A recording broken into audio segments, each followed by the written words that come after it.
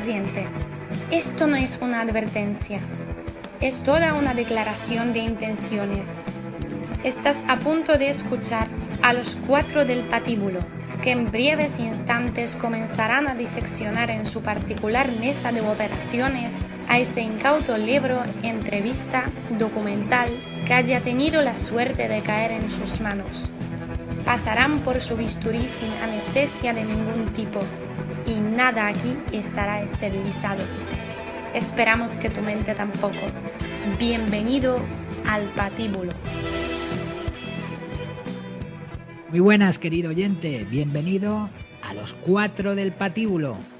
Yo soy Juan Carlos Jiménez Aznar, me presento, abogado en servicios legales PG y profesor de oratoria en oratoriaparaemprendedores.com, y mis compañeros que están hoy aquí para debatir sobre un libro y sobre un autor más que interesante son estos que os presento. En primer lugar, mi compañero y amigo Alberto Ferreiro. Alberto, maestro, ¿cómo está usted? Muy bien, Juanqui, muy buenas. ¿Qué tal, compañeros? Pues la verdad es que muy bien, deseando meterle mano a este patíbulo de hoy. Muy interesante el tema, muy interesante autor y además para generar polémica. Eso nos mola también aquí. Si hay alguien en la esfera de este podcast que aún no te conoce, ¿te importa presentarte brevemente? Pues bueno, Alberto Ferreiro, consultor en la empresa estratégica para emprendedores y empresarios, y sobre todo a lo que nos centramos es a los empresarios que puedan puede tener unos buenos resultados económicos y una calidad de vida, y con los emprendedores a lo que nos dedicamos sobre todo es que saquen sus proyectos adelante, sobre todo para testar y probar sin arruinarse por el camino. Gracias, Alberto. Vente conmigo, que vamos a saludar a Álvaro y le vamos a pedir que también se presente. Álvaro Díaz, ¿qué tal? ¿Cómo estás? Hola a todos, compañeros, ¿qué tal? Bueno, yo soy ingeniero aeronáutico, estuve desarrollando mi carrera profesional como consultor y desde hace unos meses empresario, intentando sacar adelante un hotel. Y bueno, intentando aumentar mi antifragilidad. Ya explicaremos a los oyentes ahora en este episodio lo que significa. Genial, Álvaro. Nos vamos entonces los tres a saludar, a arropar y pedir que se presente como es debido a nuestro compañero Fran Lira. Fran, buenas, ¿qué tal? Hola, muy buenas. Pues al igual que el resto de patibuleros, muy contento de estar aquí de nuevo, compartir interesante tertulia que traemos el día de hoy. Muy rápido, soy Fran Lira, gerente de ventas de gran consumo y bueno, emprendedor por las noches, ¿no? que yo llamo en mi tiempo libre, pues siempre con algún proyecto de emprendimiento en la cabeza. Gracias, Fran. Bien, pues empecemos. Hoy traemos aquí al patíbulo nada más y nada menos que al profesor, al maestro Nassim Nicolás Taleb. Y traemos su libro Antifrágil, las cosas que se benefician del desorden. Y yo quiero dar las gracias a mis compañeros y también pedirles perdón porque sé que he sido muy pesado con traer al profesor Taleb al patíbulo, y los que no lo habían hecho que se leyeran el libro, ellos han cumplido, y no solo han cumplido, sino que han concedido traerlo aquí al patíbulo. Así que muchísimas gracias. Fran, nos quedamos contigo.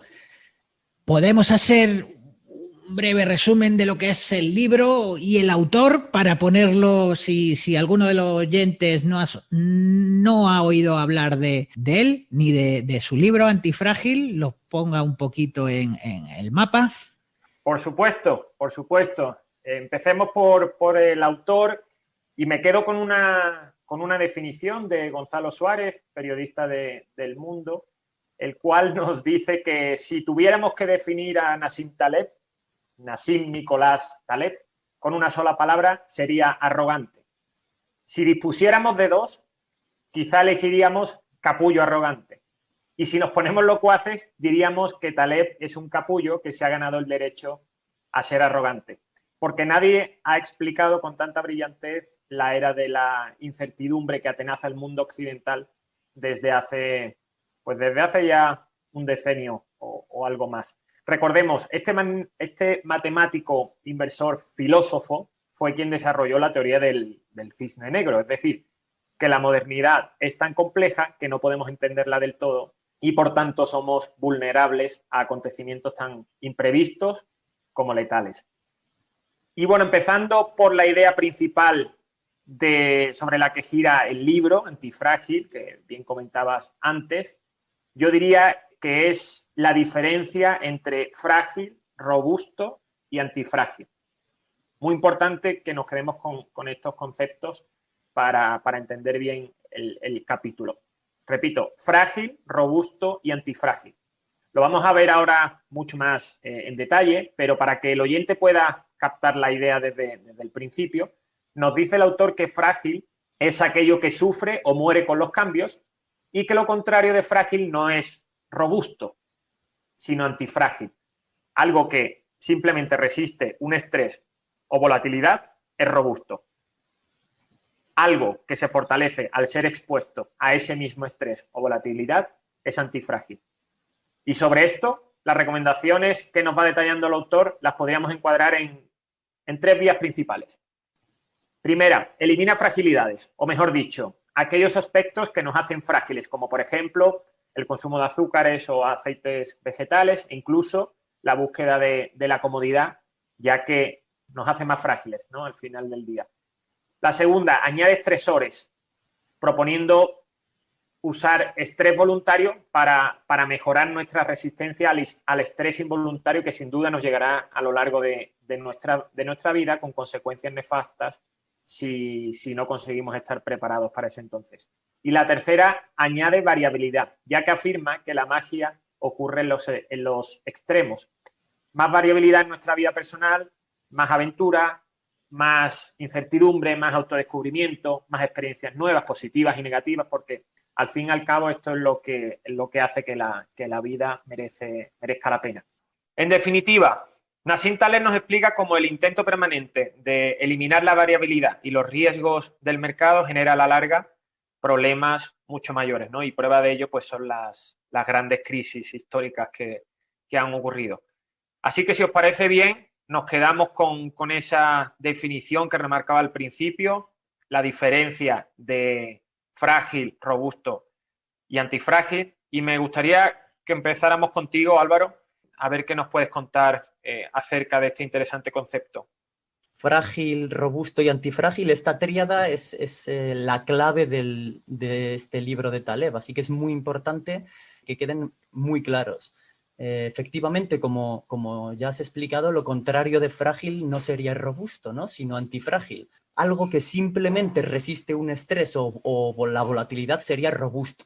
Algo que se fortalece al ser expuesto a ese mismo estrés o volatilidad, o sea, al fortalecerse, sería antifrágil.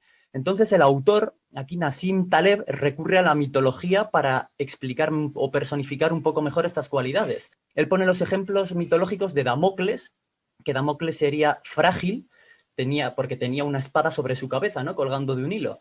Entonces la más mínima volatilidad o estrés podría romperlo y matarle. Damocles lógicamente no quería ningún tipo de estrés en su entorno, era frágil. Como ejemplo mitológico de robustez, de algo robusto, el autor nos pone al ave fénix.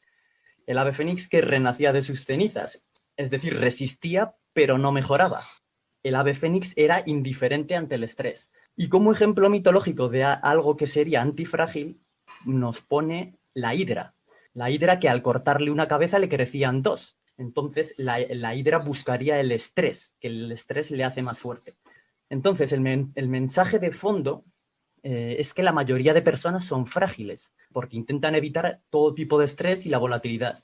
Serían como Damocles, ¿no?, sentados cómodamente en su trono hasta que un día les cae la espada en forma de una enfermedad que hubiera sido fácilmente prevenible, etc.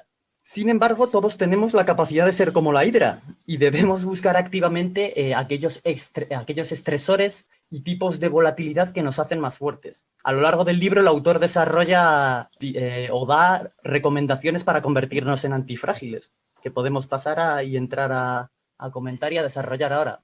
Claro, por ejemplo, pues ahora algo que tenemos de rabiosa actualidad, una cosa que se llama pandemia, además sobre algo que ha escrito Taleb sin querer hace además ya años, y tenemos esas famosas vacunas. Bueno, pues para explicarle un poquito a los oyentes, las vacunas serían esos estresores que nos estaría preparando en nuestro cuerpo para ser más fuertes, no robustos, sino más fuertes, de meter una pequeña dosis de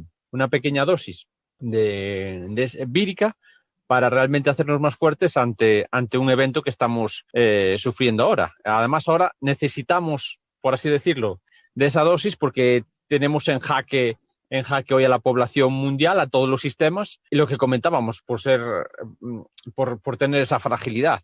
Yo la pregunta que me gustaría traeros aquí también al patíbulo es si a nosotros nos han vendido esta fragilidad hasta ahora, ¿por qué?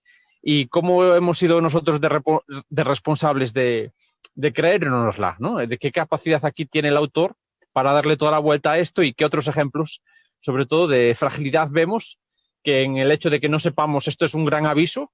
¿Y cómo lo veis vosotros de que otros sistemas frágiles que está pasando en otros entornos, cómo lo veis vosotros? Una de las cosas por las que es muy interesante este libro y estos conceptos que explica Nassim Taleb es porque entendemos que a los gobiernos, a los dirigentes, les interesa que la población sea frágil, que seamos como Damocles, que al mínimo movimiento brusco caigamos. A los dirigentes no les interesa gobernar a hidras, ni siquiera a ave fénix. ¿Y tú crees que son conscientes ellos? O sea, ¿es algo que ellos conocen a la teoría de Taleb y hay gente que está intentando hacer precisamente esto? ¿O es más que es casi una casualidad y ellos son... Porque yo creo que, no sé qué pensáis vosotros, que al final ellos mismos, nuestros gobernantes, son víctimas de su propia fragilidad, pensando así, ¿no? ¿Es algo que está orquestado o es algo más natural que otra cosa? Yo me debato entre dos posiciones. La primera, que son tan malos como sospechamos y que quieren que seamos frágiles y que todo esto lo orquestan para, como un pastor con su rebaño de ovejas mansitas, que no nos salgamos de cada uno, que no se salga de su zona y seamos frágiles. Esa es la primera, que gobiernen sobre eso, sobre una población que no se queja, sobre una población que no se plantea las cosas, que ante una crisis pide el auxilio y el socorro de papá Estado. Creo que eso es lo que les interesa y normalmente tienden a fortalecer sistemas que permitan eso. Eso por un lado, ¿no? Me debato entre esa posición y luego entre la otra, que simplemente son tan incompetentes que esto lo hacen de manera inconsciente, porque no saben hacer otra cosa.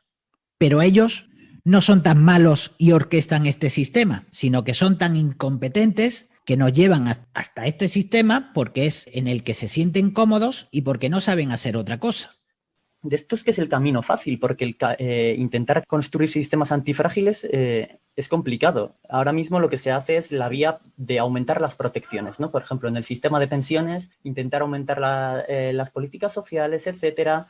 Pero no, es más difícil ir por la vía negativa, ¿no? De disminuir las fragilidades y hacer el sistema más antifrágil. Los sistemas actualmente, en la actualidad, en el mundo moderno, son cada vez más complejos y cada vez más frágiles. Pero son cada vez más frágiles, Álvaro, porque tendemos a buscar la predicción. Eso es. Como dice Taleb, ¿no? La predicción como hija de la modernidad, como la tragedia de la modernidad. Nos pone el ejemplo de los padres tan sobreprotectores que incluso a veces rozan la locura, que quienes más nos intentan ayudar, pero al final de alguna forma son los que más nos acaban perjudicando, ¿no? Y es ahí donde se genera, yo creo, más allá de un problema de los dirigentes que comentaba Juanqui, es ahí donde se genera un poco esta disyuntiva, pero hablando de población, porque todos buscamos predecir qué va a pasar en el futuro, ¿no? Para tratar de anticiparnos, para tratar de prepararnos, porque pensamos que lo que va a venir es mejor. Pero llega algo, ¿no? Llega un estresor de cualquier tipo y rompe con todos los esquemas y deja a la inmensa mayoría de la población sin respuestas y sin soluciones. Y yo creo que aquí Taleb lo que nos dice es esa persona o ese conjunto de personas que se sepa adaptar más rápido y que entienda que la volatilidad está, o sea, es algo sistémico y que no podemos predecir todo, sino que lo que tenemos es que adaptarnos lo más rápido posible a esos nuevos estresores para sacar partido, pues son los que al final se llevan el gato al agua, ¿no? Y creo que todos sabemos ese, no sé si llamarlo refrán, ¿no? De que en las crisis es cuando más oportunidades surgen, ¿sí? Pero para los que se andan más rápidos. Entonces, yo creo que aquí la variable más importante es la de la predicción, como digo, como hija de la modernidad. Efectivamente, Fran, yo creo que es algo importante, ¿no? El aceptar que el mundo es un sistema extremadamente complejo y que la mayoría de cosas no se pueden predecir con exactitud. Yo creo que hoy en día abunda mucho la sobrevaloración del avance del conocimiento científico. Mucha gente cree y confía en la ciencia con todas sus fuerzas y no se dan cuenta que están racionalizando muchas veces de modo ingenuo, porque hay muchas veces que no se puede acceder de forma automática a la razón o a la causa de las cosas. O sea, las razones de las cosas en un mundo complejo como en el de hoy en día son cada vez menos evidentes. Lo que nos indica Taleb también es que no tenemos que confundir tampoco esto que explicaba Fran de la predicción con la sobreprotección, que la sobreprotección es lo que convierte a un espécimen en frágil, porque si lo liberas de estresores, si no lo sometes a ese estrés, ese ejemplo que ponía de los padres sobreprotectores, el ser no avanza. Una de las líneas maestras que desarrolla Taleb en esta obra es que los humanos no debemos no tener estresores, porque los estresores, accidentes superados, nos hacen mejorar como especie. Y aquí es muy curiosa también la distinción que hace el autor y cuando explica que el ser humano que afronta mucho mejor el estresor agudo que el crónico. Sobre todo cuando el estresor agudo, en un momento dado, va seguido de un tiempo de sobra para llevar a cabo su recuperación. Y pone el ejemplo de que es más beneficioso un estresor consistente en un vampiro que nos va a atacar y salimos airosos que el estrés leve, pero con una constancia brutal que nos puede generar una hipoteca a modo de Gotamalaya, mes a mes, que eso va desgastando. Y además se ha demostrado científicamente que hay muchas enfermedades causadas por este estrés crónico. Bueno, crónico en los dos extremos. Los extremos, el crónico y el insuficiente. Pone muchos ejemplos sobre esto el autor. Por ejemplo, en deadlift en inglés, en peso muerto, que es mucho más útil hacer una repetición de un peso muerto de 100 kilos que 100 repeticiones con 1 kilo. Pero además es que yo creo que nuestro cuerpo está diseñado para recibir este tipo de estresores no demasiado fuertes y excesivos, pero sí que los que hacen el efecto, ¿no? Por ejemplo, en el entrenamiento, estresar nuestros músculos o en la nutrición, realizar ayunos intermitentes o exponernos al frío o al calor. En el libro habla el autor del concepto de hórmesis, que es que si nosotros metemos un estrés y cierto estrés genera cierto efecto, si el estrés es demasiado bajo, que es en lo que se encuentra mucha gente, y es estrés insuficiente, no se consigue ningún efecto o un efecto negativo. Si vamos aumentando el estrés, se llega a un efecto positivo y entramos en una zona de efecto positivo, que es donde deberíamos intentar estar, en lo que se llama salir de la zona de confort muchas veces.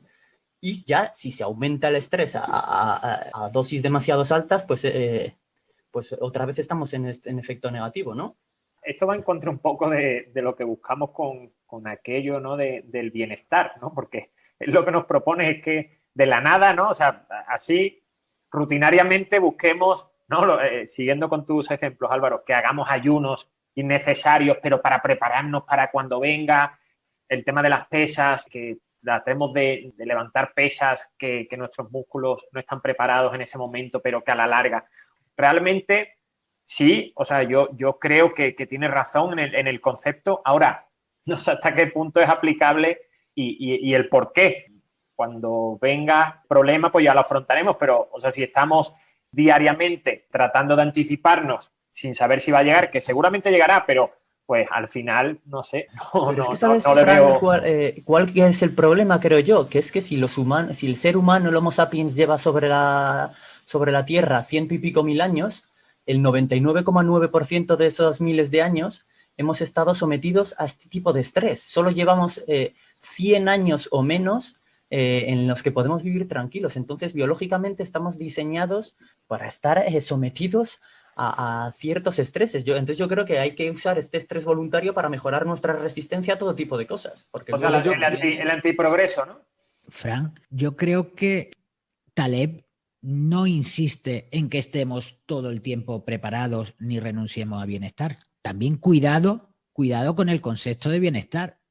Pero bueno, partiendo de esa base, yo creo que Taleb no insiste en que todo el tiempo estemos alerta, simplemente que de vez en cuando, que estemos constantemente sometidos a determinados estresores, que no hagamos por evitarlos. Y pone múltiples ejemplos, como estadísticamente, cómo aumentaron los accidentes aéreos cuando a los pilotos se le daban muchas más comodidades en las horas de vuelo. El no estar sometidos a nada de estrés provocaba que aumentaran los accidentes aéreos por negligencia de los pilotos.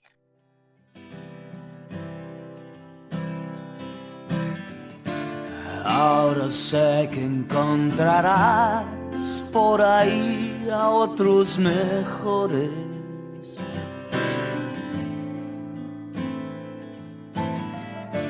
No te preocupes por mí, soy como los gatos y caigo de pie. Y no me duele cuando me hacen daño.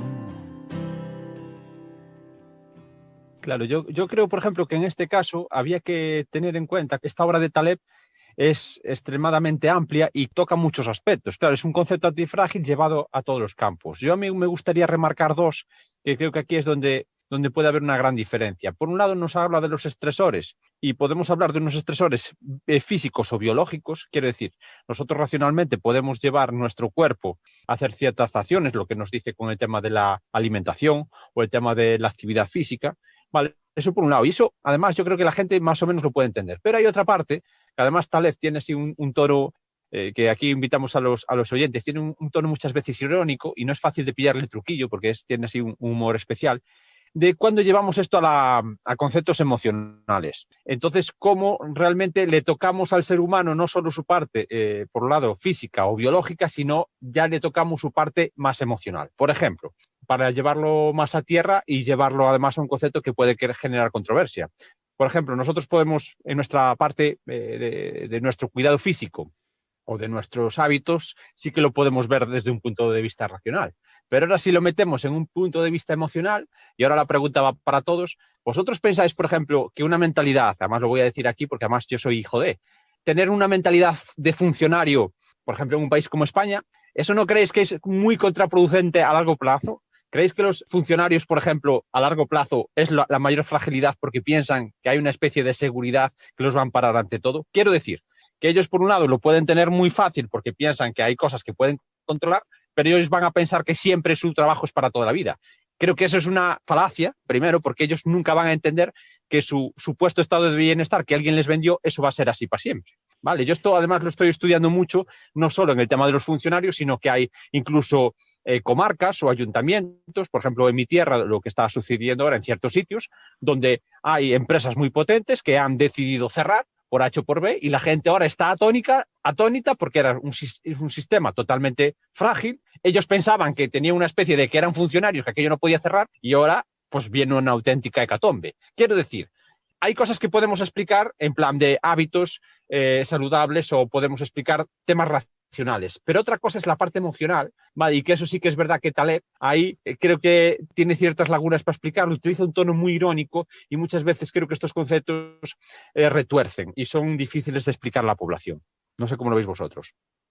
Yo coincido contigo. Creo que si lo pasamos al ámbito laboral, ¿no? Y con la mentalidad de funcionario que comentabas, completamente. O sea, en la medida que buscas esa predicción de futuro, esa seguridad, hace que inevitablemente te relajes y finalmente ante un volantazo que pueda pegar un sistema financiero, un país o un sistema político, pues evidentemente seguramente tendrás menos recursos para reaccionar que pueda tener una persona que ha estado expuesto pues a más retos.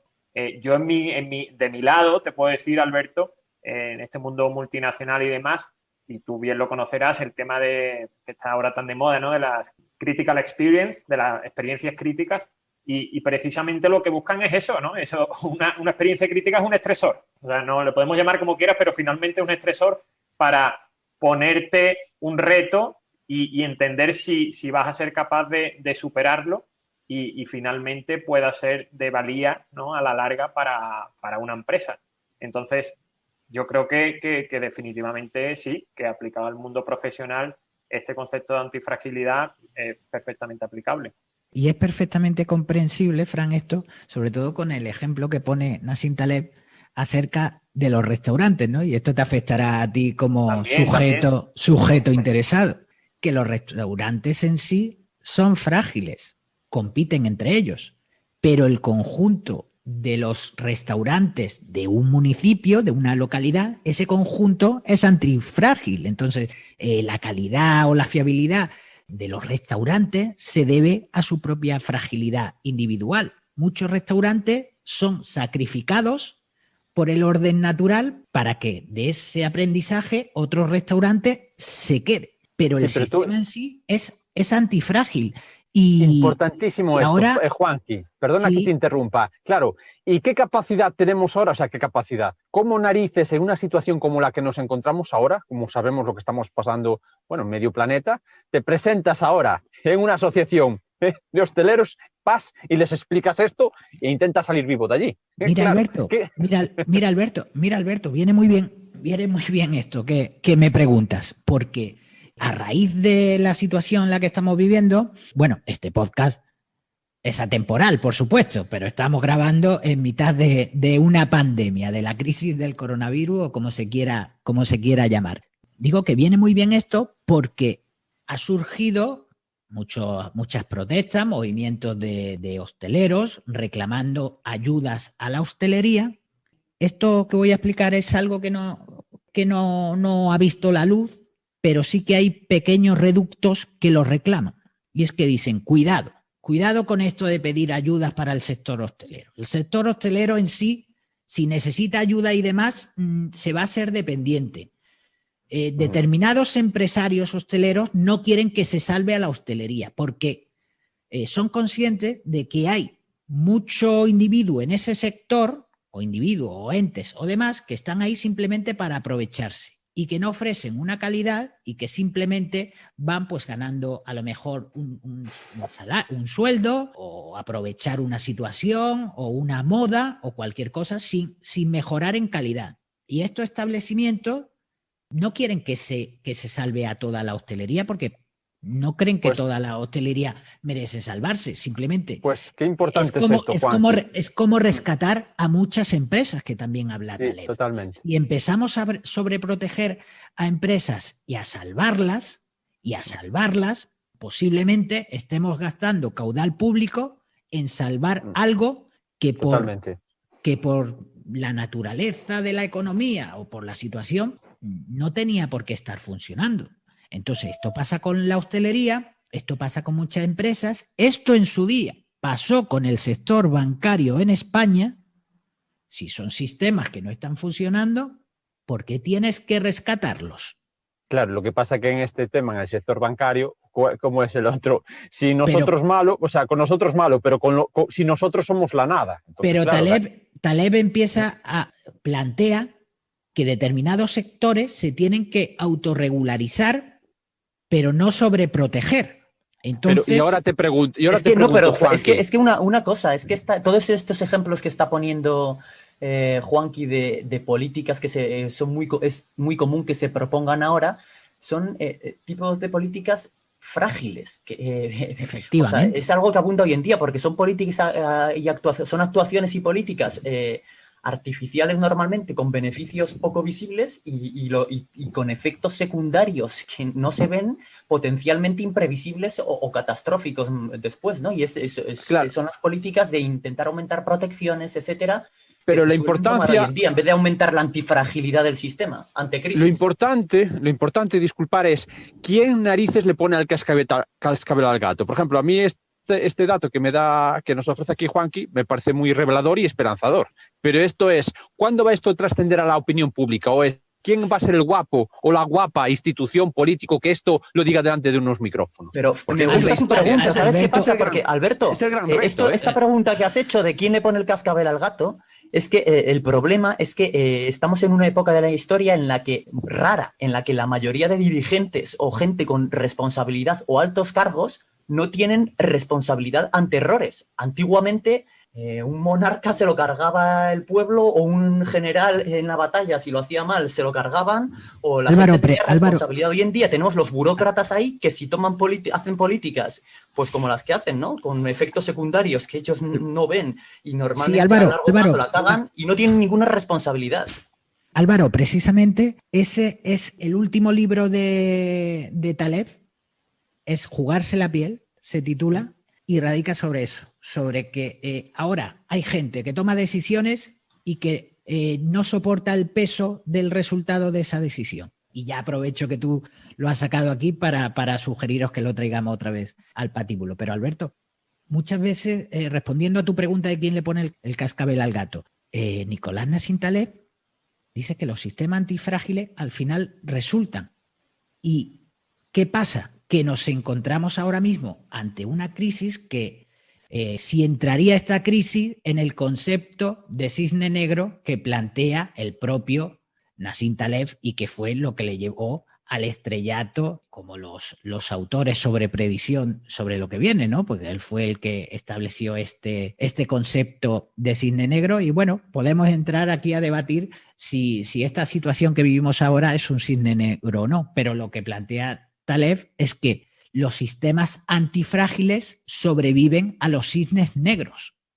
La fragilidad cae y en cuanto surge un cisne negro, porque van a volver a surgir, el robusto seguramente sufra daños y el frágil caerá. El antifrágil sobrevivirá y no solo sobrevivirá, sino por el concepto que da Taleb y por los ejemplos que pone, se hará más fuerte. Claro, habría que explicar un poquito también a la audiencia el concepto cisne negro, que además el bueno de Taleb explicó esto antes de justo de la gran crisis del 2008, donde él donde apela es que muchas veces están las grandes consultoras o agencias de riesgos vaticinando sobre datos históricos, y ellos piensan que como los datos históricos no muestran o tienen controlado el mayor problema, cuando viene algo que no estaba previsto es cuando se provoca un cisne negro. Por ejemplo, se sabe que en este caso la crisis del año 28, el gran crack bursátil, era un cisne negro porque era imprevisible. Sin embargo, él dice, que yo creo que es una manera también de colgarse una pequeña medalla a sí mismo y poner énfasis en toda su obra, es que lo que está sucediendo hoy con el tema de la pandemia sí que era previsible. Entonces él dice que eso no es un cisne negro, y podemos un poquito enfocarnos ahora sobre el tema de cómo funciona nuestro mundo actual y donde muchas veces, y en este caso yo en el campo profesional, cómo utilizamos los datos para prever, tomar ciertas decisiones y tomar ciertas estrategias, pero muchas veces es la gran trampa, porque buscar en datos sucesos acaecidos y tomar decisiones en base a ellos, lo que no estamos previendo es que puede venir un evento que realmente vendrá por el cual no estaba previsto nada, y es el que provoca ese auténtico cisne negro. Él dice que esto no es un cisne negro, lo que está sucediendo ahora no lo es. Los cisnes negros, que para dejárselo claro a la audiencia, tienen que cumplir 3 características, según el autor. La primera de ellas sería que tiene que ser un suceso que sea una sorpresa para el observador, o sea, que no hubiese sido previsto con anterioridad. La segunda característica sería que es un suceso con un grandísimo impacto. Y la tercera, que es lo que suele ocurrir, es que después de su primer registro, después de la primera vez que ocurre el suceso, se racionaliza en retrospectiva, ¿no? Y los científicos o analistas arguyen que podría haber sido esperado. Y como ejemplos, para que se entienda, por ejemplo, serían los atentados del 11 de septiembre, la aparición de Internet, la Primera Guerra Mundial, la crisis del 2008. Entonces eso tiene que ser una sorpresa y haber sido imprevisible, tiene que tener un gran impacto y después se racionaliza en retrospectiva. Y lógicamente la probabilidad de que los sucesos raros tengan lugar, este tipo de sucesos que denomina el autor cisne negro, es absolutamente imposible de calcular. Por ejemplo, en consultoría en el ámbito en el que yo estaba, había modelos hidrográficos que te calculaban para una cuenca la probabilidad de inundaciones en 2 años, en 5 años, en 10 y hasta a veces 50 o 100. Lógicamente, los modelos para calcular inundaciones cada 100 años son absolutamente inexactos. O sea, cuanto más raro es un suceso, más difícil es elaborar un modelo para predecirlo, ¿no?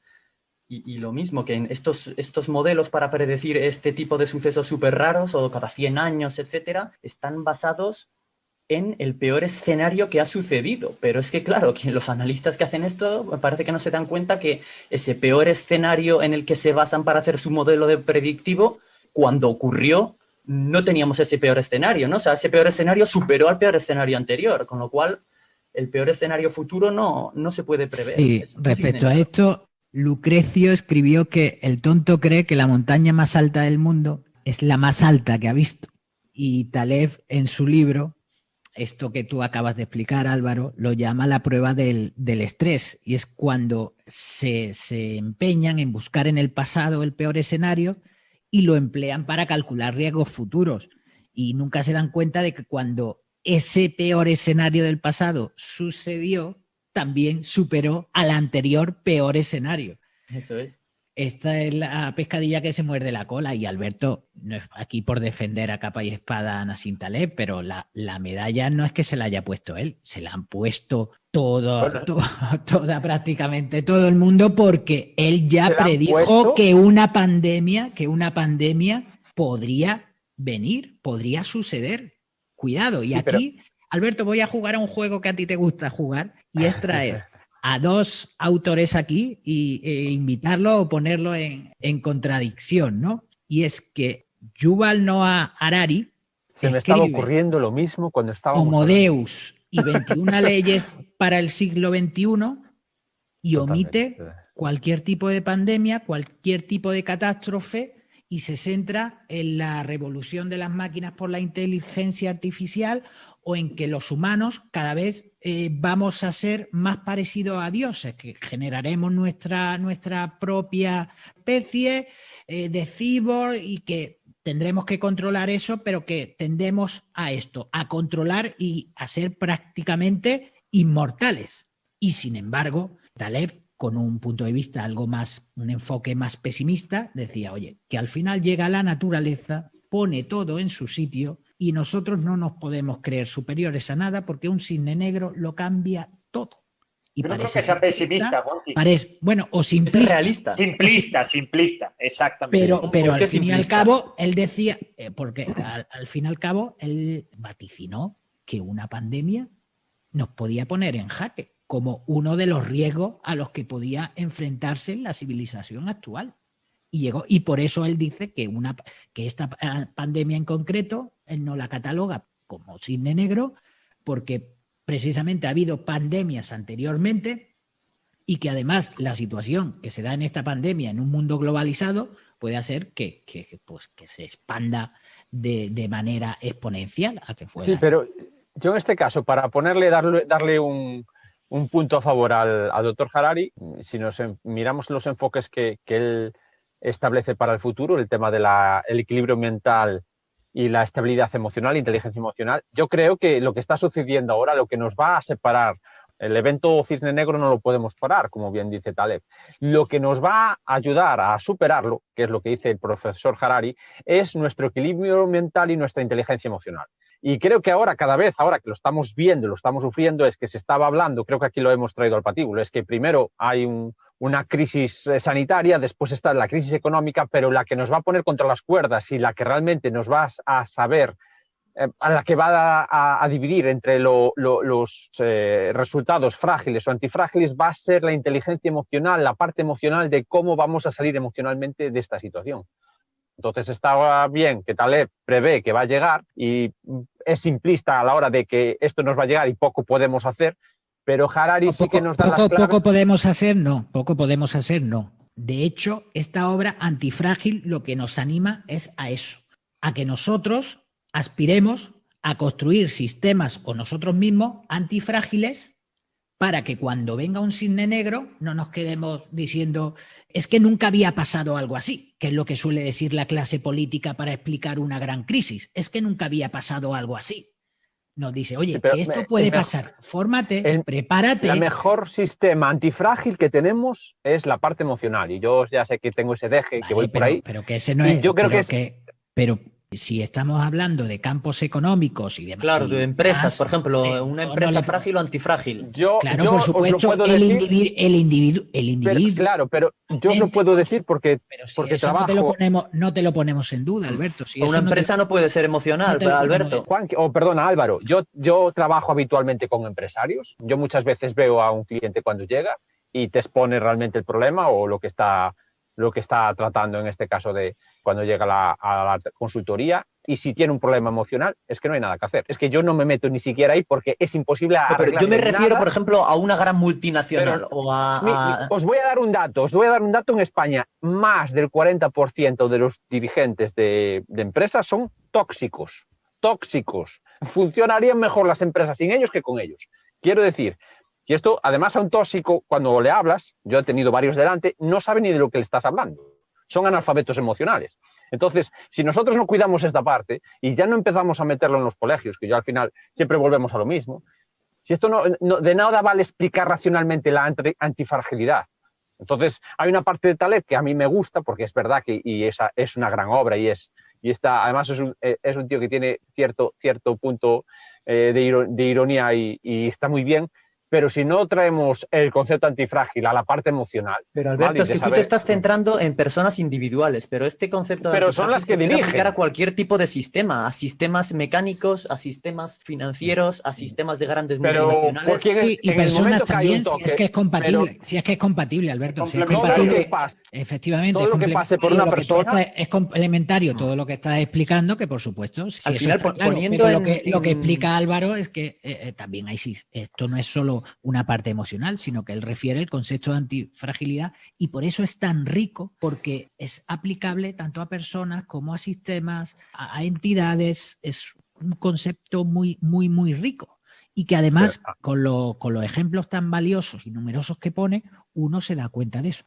Yo voy a acabar ya y vosotros rematáis cuando queráis, y lo único que digo es que Taleb, lo bueno de este libro y lo que a mí me ha ayudado, con lo que me quedo de esta obra, es que con un poco de conciencia o de humildad para descubrir el concepto de antifrágil e irnos a esto, si tenemos en cuenta la perspectiva histórica, aplicamos un poco de criterio científico y sobre todo sentido común, nos acercaremos más a esta antifragilidad que pregona el autor.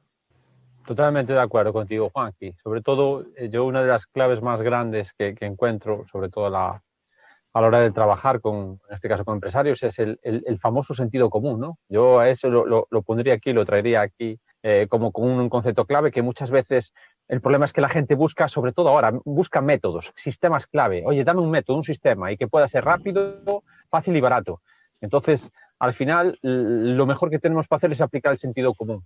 ¿Qué pasa? Que eso se trata muchas veces, llegas al sentido común después de derribar el tema del ego, el tema de la humildad, que tan importante es. Entonces, pues bueno, que al final vemos que detrás de toda esta antifragilidad, lo más sencillo es lo más fácil, lo más rápido y lo más práctico al final, ¿no? para fluir y llegar a nuestros resultados en un mundo cada vez tan cambiante. Yo, por mi parte, y por dar continuidad a lo que estáis diciendo, que estoy completamente de acuerdo, es precisamente eso, ¿no? La humildad de aceptar que necesitamos aceptar la variabilidad en nuestras vidas. Porque no es perfecto, el mundo no es perfecto y va a llegar van a llegar cosas insospechadas y lo primero que tenemos que aceptarlo para buscar soluciones antes que, digamos, entender por qué se ha producido, ¿no? O sea, que lo primero que sea es la reacción de cómo salimos de eso para convertirnos en antifrágiles. Eso es, yo diría lo mismo, porque parece que hoy en día el objetivo de la modernidad es evitar todos los riesgos posibles, ¿no? Y eliminar todo tipo de variabilidad en nuestra vida. Es como si viviéramos en burbujas o en una cárcel de oro. Entonces yo, como llamada a la acción de este libro, diría que debemos añadir más variabilidad en nuestra vida personal, ¿no? Más aventura, más incertidumbre, más experiencias nuevas, autodescubrimiento. Al fin y al cabo es lo que hace que merezca la pena la vida esto, ¿no? Entonces, por tanto, huyamos un poco más de las vidas cómodas, estructuradas y predecibles, tipo director de banco, ¿no? Con despertador, horarios fijos y todo el ocio planificado, y añadamos un poco de variabilidad a nuestra vida personal. Aceptemos la variabilidad y convirtámonos en antifrágiles. Muy bien, Álvaro, pues como vamos a aceptar la variabilidad, vamos a continuar con este debate en nuestras redes sociales. Vamos a dejar el programa en este punto y, si os parece, continuamos por esa vía respondiendo a esta pregunta. Ya que estamos hablando del concepto de antifragilidad, y la antifragilidad requiere el sacrificio de especies más débiles, debemos permitir que los más débiles sean sacrificados para que el sistema, para que nosotros como especie se convierta en antifrágil, o de algún modo debemos permitir sistemas de protección para los más débiles, sacrificando la antifragilidad y aspirando a ser robusto y no antifrágil por el precio a pagar del sacrificio a las especies más débiles. Quiero ver cómo andáis de pluma, compañeros, y escribir respecto a eso, que escucharos os escucho como os escuchan los oyentes, pero lo que no saben es que también escribís bastante bien y además soléis ser muy convincentes. Demostradlo, ¿os parece? Perfecto. Muy bien, Juan. Cuenta con eso. Pues, oyente, te emplazamos para el próximo programa. Si quieres continuar con este debate, ya sabes, acude a las redes sociales de los 4 del Patíbulo. Te agradecemos enormemente que te suscribas si aún no lo has hecho. Y, por supuesto, quedamos a tu entera disposición para que nos ayudes a mejorar. Te escuchamos como tú nos escuchas a nosotros. Compañeros, nos vemos en la próxima. Hasta luego. Gracias. Hasta luego. Un saludo.